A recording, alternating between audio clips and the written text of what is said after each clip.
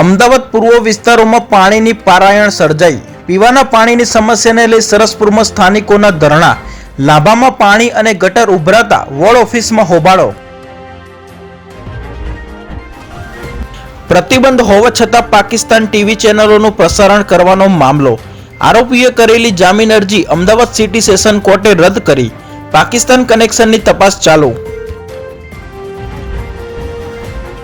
ગાંધીનગરમાં ગેરકાયદે રેતી વહન, રોયલ્ટી પાસ વગર અને ઓવરલોડ 2 ડમ્પર પકડાયા। 60 લાખનો મુદ્દામાલ જપ્ત।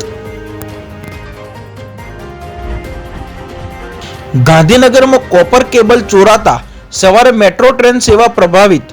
અમદાવાદથી આવતી મેટ્રો કોબા સ્ટેશને અટકી।